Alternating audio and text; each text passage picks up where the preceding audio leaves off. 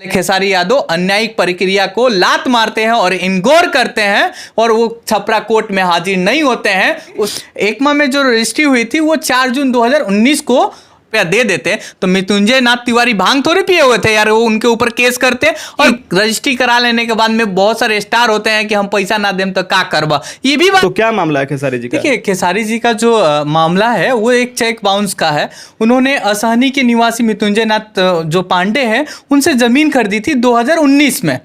जो 2019 में एक ज़मीन थी उसकी डील हुई थी 22,60,000 रुपये में डील हुई थी और वो ज़मीन की रजिस्ट्री भी एकमा में हुई थी।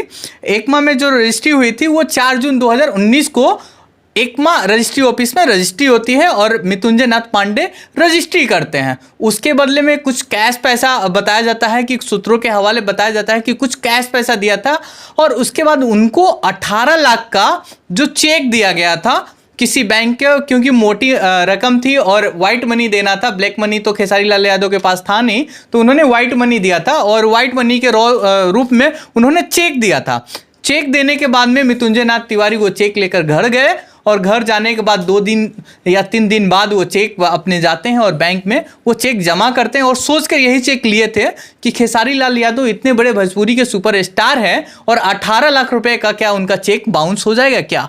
तो वो चेक जाते हैं और बैंक में डालते हैं तो एक बार उनको बैंक मैनेजर लौटा देता है वो चेक कि ये ले जाइए, चेक ये मतलब क्लियर नहीं हो पाएगा। उसके बाद में फिर वो 2 दिन बाद में जाते हैं वही चेक लेकर मृत्युंजय नाथ पांडे बैंक में और बैंक में वो चेक डालते हैं। उसके बाद मैनेजर गुस्सा के मैनेजर होते हैं और उनका चेक एक्सेप्ट करते हैं और उसके बाद में फिर 2-3 दिन बाद में वो पूछते हैं कि मेरा चेक मैनेजर साहब क्लियर हुआ। तो मैनेजर साहब कहते हैं कि क्या महाराज आप बार बार परेशान करते हैं, आपका तो चेक पहले ही बोले थे कि चेक जिस अकाउंट से लिए हैं उस अकाउंट में तो पैसे नहीं है। तो वो उसके बाद में दूसरे में जब जाते हैं तो मैनेजर साहब गुस्सा कर बोलते हैं कि आपका चेक बाउंस होकर रखा हुआ है, आप चेक ले जाइए। तब मृत्युंजय नाथ तिवारी दिमाग खड़क जाता है कि इतना बड़े स्टार का हम 18 लाख का चेक देते हैं और बाउंस कर जाता है। उसके बाद मृत्युंजय तिवारी जाते हैं और उसके बाद में वो एक रसूलपुर थाना, असहनी रसूलपुर थाना में ही पड़ता है और वो 16 अगस्त 2019 को रसूलपुर थाने में एफआईआर करवाते हैं। उसके बाद में एफआईआर करवाते हैं, उसके बाद छपरा न्यायालय में वो केस आता है और केस आते आते एक लंबा समय लग जाता है। जैसे कि आप लोग जानते हैं न्यायिक प्रक्रिया के बाद में उनको फिर 25 अगस्त को 2021 में न्यायालय नोटिस करती है उपस्थिति होने का।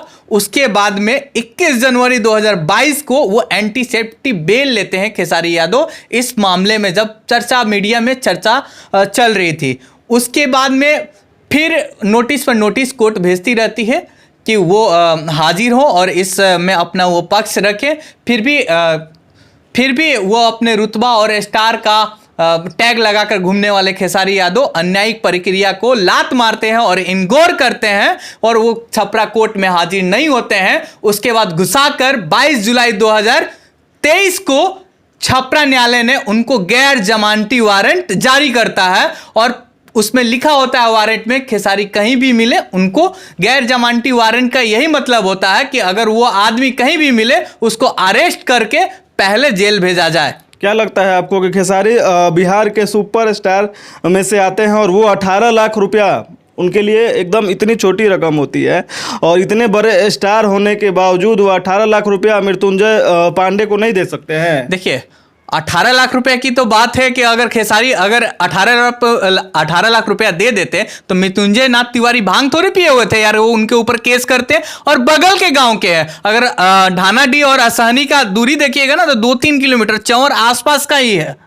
चौरा का जो रास्ता होता है ना वो बिल्कुल आसपास का है और 18 लाख रुपए के लिए मृत्युंजय नाथ तिवारी उनके लिए बड़ी रकम हो सकती है मगर खेसारी के लिए बड़ी रकम नहीं हो सकती है। और स्टार ऐसे कई स्टार होते हैं उन पर फर्जरी केसेस का आरोप चलता रहता है और ऐसा नहीं है कि रजिस्ट्री करा लेने के बाद में बहुत सारे स्टार होते हैं कि हम पैसा ना दें तो का करवा। ये भी बात हो सकता है।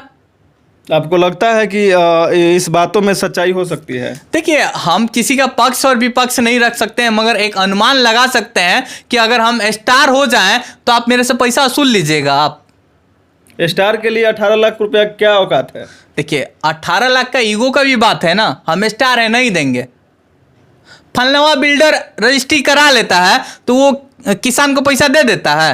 ये भी बात हुआ होगा कि हम रईस है नहीं देंगे आपको पैसा, या पैसा दे दिए होंगे, या फिर भी वो केस कंप्रोमाइज नहीं कर रहे होंगे। ठीक है, आगे मामला छपरा न्यायालय में चल रहा है और छपरा न्यायालय द्वारा उन्हें गैर जमानती वारंट जारी किया गया है। फिर हम लोग आगे के अपडेट आपको देते रहेंगे।